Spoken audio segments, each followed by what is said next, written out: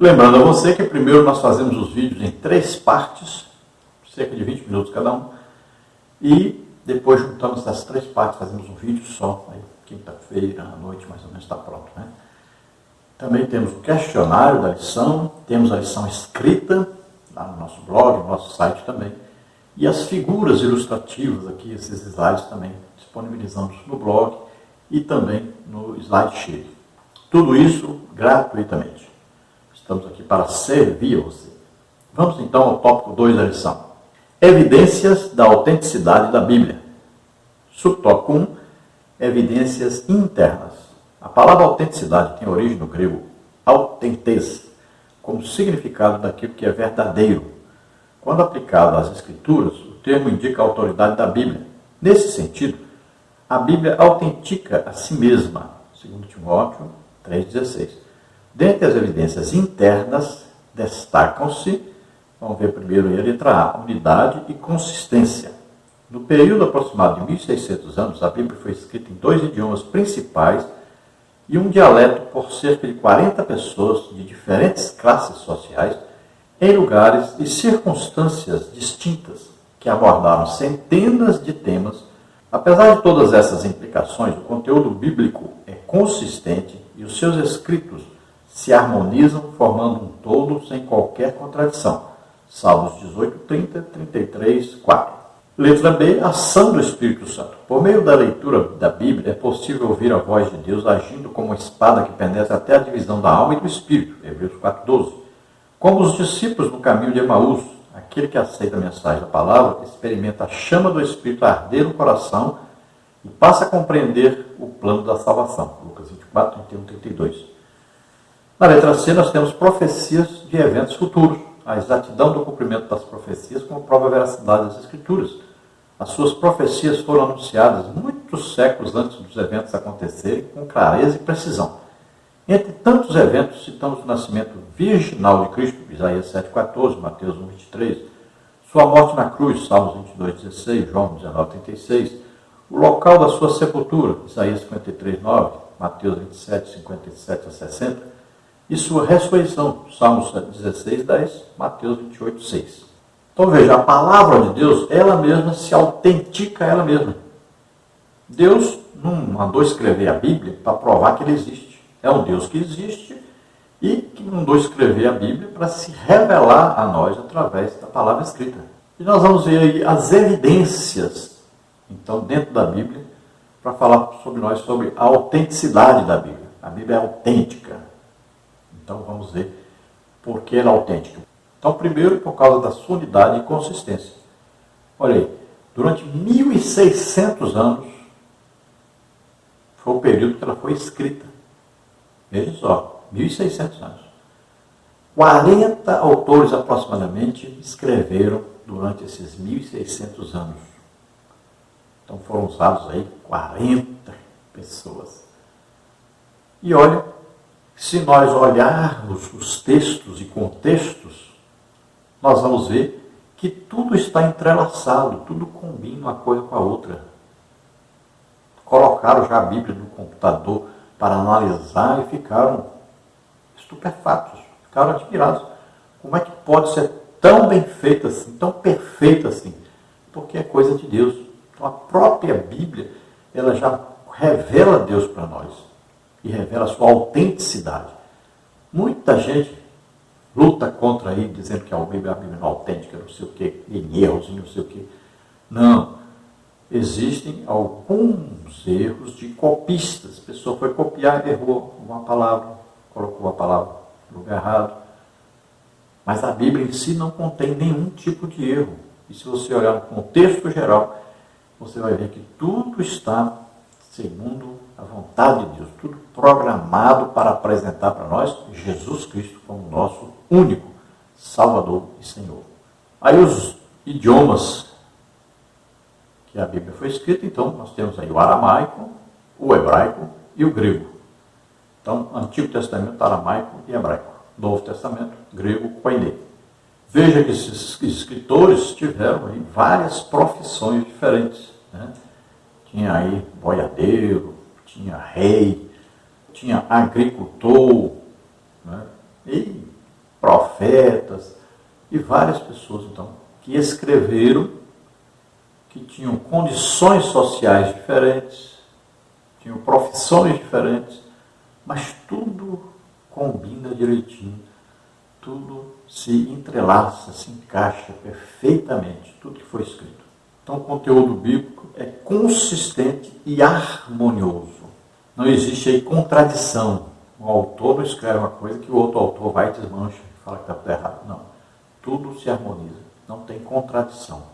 E nós vamos ver então agora também sobre a ação do Espírito Santo.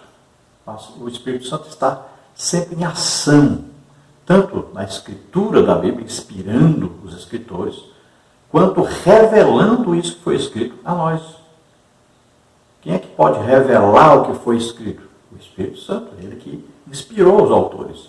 Então, muitas vezes, você pode consultar o Espírito Santo. Diga, Espírito Santo, Jesus disse que o Senhor me faria lembrar de tudo quanto ele disse, que o Senhor me ensinaria a palavra de Deus. O que quer dizer isso aqui? Então, você vai lendo a Bíblia e vai fazendo perguntas ao Espírito Santo.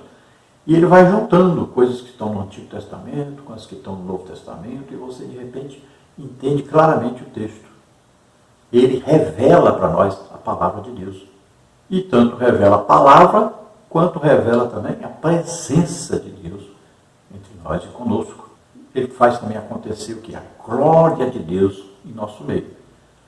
Então o Espírito Santo está conosco, mora em nós, é nosso companheiro íntimo, sabe a respeito de nós mais do que nós mesmos. E ele está sempre nos ajudando. O Espírito Santo é o consolador, ou seja, o ajudador. Ajuda a entender a Bíblia, ajuda a fazer a obra de Deus, nos dá poder, capacita com dons do Espírito Santo. Ele nos ajuda com o fruto do Espírito Santo e as suas 9 virtudes, assim como nos ajuda concedendo dons do Espírito Santo, os 9 dons. Então, tudo ele contribui, ele nos auxilia, ele nos ajuda, além de nos guiar para Jesus Cristo. E quando nós ouvimos a pregação do Evangelho, e nós acreditamos nisso, o Espírito Santo vem imediatamente morar em nós, nos convencendo do pecado, da justiça, do juízo, e vem fazer de nós morada, nos coloca no corpo de Cristo, né? E depois ainda nos enche. Então tudo isso é uma obra maravilhosa do Espírito Santo em nossa vida. Depois nós temos as profecias e os eventos futuros. Veja bem, Deus sabe tudo o que acontece. Para ele não existe passado, presente e futuro. Tudo é presente. Então ele enxerga o futuro. Então olha só. Então ele vem o quê? Com revelações a respeito do futuro, que é aí a escatologia, né? Que está tanto em alguns livros do Antigo Testamento, como Daniel, Isaías, Ezequiel, né? Como também no Novo Testamento, aí Paulo escreveu alguma coisa, Pedro escreveu alguma coisa, e quem escreveu mais foi João, em Apocalipse. Veja que tudo isso são revelações futurísticas. Então nós vamos ver em Isaías 7, por exemplo, que existe, dizendo aqui uma virgem concebeu, olha lá. Isto está falando do futuro, 700 anos depois que viria a acontecer. No Salmo 22 nós vamos ver o que é a morte de Jesus na cruz. Em Isaías 53 nós vamos ver a sepultura de Jesus, vamos ver a obra que Jesus fez, levando sobre ele nossos pecados, doenças, enfermidades, tudo isso está escrito em Isaías 53. Daria as características de Jesus, até a aparência de Jesus. Salmos 16 fala sobre a ressurreição de Jesus. Então, tem vários versículos. Nós vamos colocar e disponibilizar para você lá no nosso site. Tem ali uma tabela, né, de profecias e seus cumprimentos. Então, Deus fala antes de acontecer para nós. Ele já olhou no futuro, já viu acontecendo e já revela antes. No subtópico 2, nós vamos ver evidências externas. Compreende-se como evidências externas aquelas em que os acontecimentos narrados nas Escrituras são também ratificados por outras fontes históricas. Por vezes, essas comprovações se identificam e se fundem aos conceitos de inerrância, isto é, que a Bíblia não contém erros. Nessa direção, tanto os registros da história das nações, as descobertas arqueológicas e os pressupostos da ciência apontam para a autenticidade da palavra de Deus. E a despeito de ser contestada por ateus e incrédulos, a Bíblia permanece como o livro mais traduzido e lido de toda a história. Veja aí Marcos 13, 31, que diz: passará o céu e a terra, mas as minhas palavras não passarão. Então essas evidências externas, o que é? É pegar o que já está escrito na Bíblia e comprovar com os fatos que vão acontecendo, que já estavam registrados na Bíblia. Então, por exemplo, circuncidar aí a criança ao 8º dia. Por que o 8º dia? Se descobriu aí, cerca de 100, 200 anos, que somente ao 8º dia que há cicatrização. Então já está escrito na Bíblia isso. Então nós vamos ver quantas descobertas arqueológicas foram feitas aí comprovando o que está escrito na Bíblia. Então muitas, né, vão achando cidades, túmulos, escrituras, vão achando um punhado de coisa aí. Tudo comprovando o que já está escrito na Bíblia. Então, isso são as evidências externas. Também existem o quê? Os escritos de historiadores, né? Os escritos também daqueles cronistas. Tudo isso comprovando o que está escrito na Bíblia.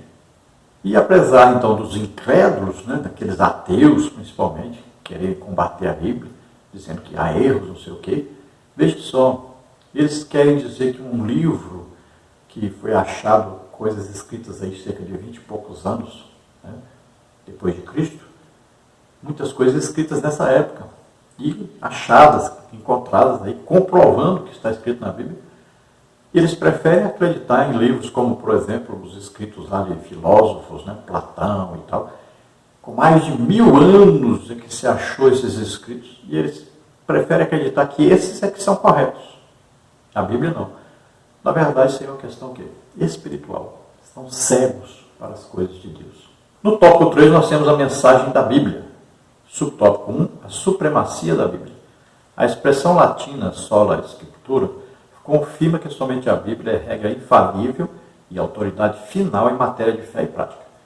Nossa declaração de fé professa que a Bíblia fornece o conhecimento essencial e indispensável à nossa comunhão com Deus e com o nosso próximo. Assim sendo, não necessitamos de uma nova revelação extraordinária para a nossa salvação e o nosso conhecimento espiritual. Significa que todas as doutrinas necessárias para a salvação já nos foram transmitidas pelas Escrituras, que nenhuma tradição humana pode acrescentar ou retirar coisa alguma, como está escrito em Apocalipse 22, 18 e 19. Assim, ratifica-se que a Bíblia é a fonte final de autoridade. Então, supremacia quer dizer que autoridade total é a Bíblia. Quem autoriza, quem autentica é o próprio Deus. Tudo o que nós precisamos saber para sermos salvos, para vivermos uma vida cristã sadia, na fé, no conhecimento de Deus, tudo isso que nós precisamos está escrito na Bíblia. Não precisa escrever mais nada e nós podemos viver uma vida completamente cristã, uma vida de salvo. Então não precisamos de outros escritos. Podemos ler escritos? Podemos. Podemos ler livros? Podemos. É bom? É. Agora, sempre de acordo com a palavra de Deus. Se esse livro, se qualquer outro escrito, qualquer documento não tiver autenticação da Bíblia, não concordar com a Bíblia, então joguemos fora isso, porque não serve para nós. Então, a Bíblia é o prumo, é o correto. É claro que as pessoas hoje, tem pessoas que têm encontro com o Senhor, falam com Jesus, recebem mensagens de Deus, escrevem coisas que foram reveladas por Deus. Muito bom. Só que para nós basta a Bíblia. Isso é bom? É. Mas o principal, aí o fundamento é sempre a Bíblia. Então nós temos que sempre, podemos ouvir as pessoas, ler um livro, então nós corremos para a Bíblia. Vamos ver se combina com a Bíblia, está certinho aqui. Está de acordo com a Bíblia, a palavra de Deus? Então sempre, aí a matriz sempre é a Bíblia. Não se pode de maneira nenhuma acrescentar algo à Bíblia ou retirar algo da Bíblia ou torcer o que está escrito na Bíblia. Porque isso pode levar ao juízo de Deus sobre quem fizer isso. Pode levar à maldição. E é muito perigoso. Tem muita gente aí correndo grande risco por causa disso. Subtópico 2, o poder da palavra de Deus. O seu poder se assemelha ao fogo que consome e purifica, bem como um martelo que despedaça a penha, Jeremias 23, 29. As qualidades de fogo e martelo indicam que nada pode impedir o cumprimento da palavra de Deus, Isaías 55, 11, Jeremias 5, 14. O seu poder também é capaz de derrubar fortalezas espirituais que fazem oposição ao conhecimento divino, como está em 2 Coríntios 10, 4, 5. A palavra de Deus tem poder tal qual uma espada para penetrar no mais íntimo do ser humano e julgar os pensamentos e intenções do coração, como está em Hebreus 4, 12. Quando tentado no deserto, o próprio Cristo derrotou Satanás usando o poder da palavra. Ele venceu as sugestões do diabo ao fazer citações das Escrituras, Mateus 4, 4, 7 e 10. Então a palavra de Deus ela é como um fogo, né? Como um martelo. Então ela pode quebrar qualquer tipo de pedra, ela pode penetrar qualquer coisa, ela pode purificar qualquer coisa. Então aqui o fogo como símbolo aqui de purificação, embora o fogo também muitas vezes significa o quê? A presença de Deus, como desceu o fogo no tabernáculo, no templo, em Jerusalém, né? No dia do Pentecostes. Então, aqui não, aqui está falando do fogo que purifica, que vem como juízo, que vem limpando. Então a palavra de Deus é importante, ela vai nos limpando dia a dia. Cada dia que nós lemos, é como se fosse aquela pia, né? Onde o sacerdote lavava as mãos para entrar no lugar santo. Então a palavra de Deus, ela nos limpa, nos purifica. Todo dia devemos ler a Bíblia. E ela vai então nos purificando, nos limpando, nos tornando mais aptos a fazer a obra de Deus, a termos comunhão com Deus. Então nada pode impedir o cumprimento da palavra de Deus. Aquilo que Deus mandou escrever vai se cumprir, está se cumprindo, sempre se cumprirá. Também a palavra de Deus é capaz de quebrar o poder de Satanás, de destruir as fortalezas do inimigo. Nós temos como um claro exemplo aí Jesus no deserto, né? Jejuando, orando. Então Satanás veio ali, o diabo, com as suas tentações, e Jesus venceu, sempre citando a palavra de Deus. Em Efésios, Paulo diz que a palavra de Deus é espada, né? Como está em Hebreus 4,12, essa espada penetra até o íntimo do ser humano, né? Capaz até de dividir aí espírito e alma, que é a parte imaterial, a parte que nós não vemos. Mas a palavra de Deus penetra lá e divide essas duas partes. Tá? A palavra de Deus sonda nossos corações. A palavra de Deus, ela nos molda, ela nos transforma. Subtópico 3, o propósito da Bíblia. Nossa declaração de fé ensina que a Bíblia é a mensagem clara, objetiva, entendível, completa e amorosa de Deus, cujo alvo principal é, pela persuasão do Espírito Santo, levar-nos à redenção em Jesus Cristo, João 16, 8, 1 João 1 e 1 a 4. Nela também se encontram revelados os códigos morais para a sociedade.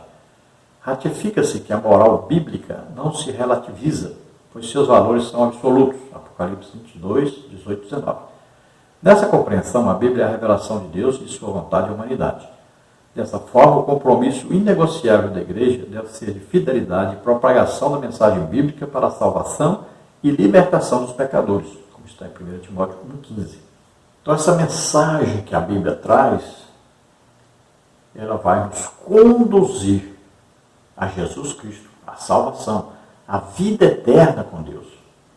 Toda a mensagem que está na Bíblia, aí contém tanta coisa dentro da Bíblia, né? Entre as quais foram citados aí pelo comentarista, pastor Douglas Batista, né? Ele citou aí mensagem clara, objetiva, entendível, completa e amorosa de Deus. Isso tudo é usado pelo Espírito Santo para nos conduzir à salvação através de Jesus Cristo. Toda a Bíblia tem por objetivo nos conduzir à salvação através de Jesus Cristo e à vida eterna posterior com Deus.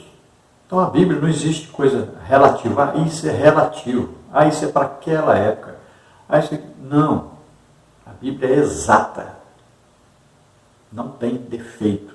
Não tem nada que corrigir, não tem nada que contextualizar, não. E a Bíblia é a palavra de Deus, é a correta palavra de Deus. Hoje nós estamos vivendo uma época difícil que as pessoas querem torcer o que está escrito para favorecer, principalmente aqueles que têm dinheiro. Então, o compromisso que a igreja tem é de pregar essa palavra como ela está na Bíblia, sem tirar nada, sem acrescentar nada, sem torcer as palavras. Nós temos visto aí, né, por parte de pessoas aí com grandes autoridades no país que torcem o que está escrito num livro. E olha só o que está causando ao Brasil, prejuízo. Assim também, pastores que têm pego a Bíblia e torcido o que está escrito lá. Tem dado um jeitinho, mas Deus vai trazer maldição e juízo sobre essas pessoas que mudam a palavra de Deus, que interpretam a palavra de Deus falsamente, principalmente para apoiar os seus erros. Então, prestemos atenção, preguemos a legítima palavra de Deus, o legítimo evangelho de Jesus Cristo. Conclusão, as Escrituras são de origem divina. Deus se deu a conhecer por meio da história do universo, da humanidade de Cristo e das Escrituras. A autenticidade da Bíblia é confirmada por evidências internas e externas. A palavra de Deus é a nossa autoridade final de fé e prática. O teólogo Antônio Gilberto escreveu que o autor da Bíblia é Deus, seu real intérprete é o Espírito Santo, e seu tema central é o Senhor Jesus Cristo. Então a Bíblia tem a sua origem em Deus. Sua inspiração, o Espírito Santo que inspirou esses cerca de 40 homens durante 1.600 anos para que a Bíblia fosse escrita.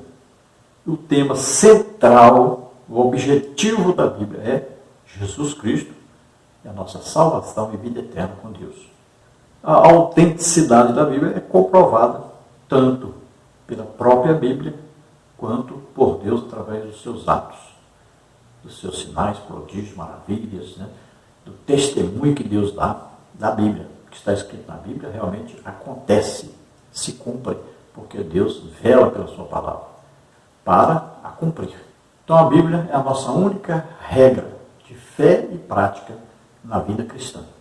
Vamos orar agora. Se você deseja entregar a vida para Deus, se deseja aceitar Jesus como único Salvador e Senhor nesse momento, você faça isso agora. Nós vamos orar, você ora juntamente conosco.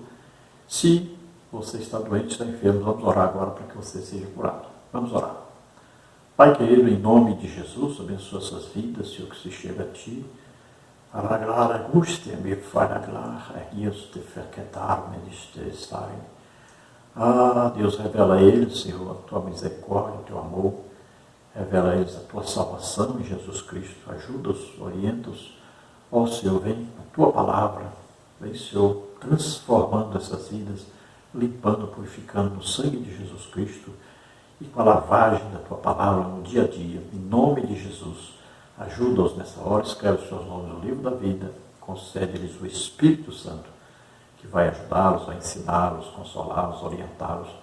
Em nome de Jesus, Pai, aqueles que estão enfermos, doentes, em nome de Jesus, eu ministro agora sobre eles a Tua cura. Solta essas vidas, todo mal agora, em nome de Jesus. Toca, Senhor. Solta, em nome de Jesus. Toca neles, Senhor. Faz maravilhas em nome de Jesus. Amém? Glória a Deus.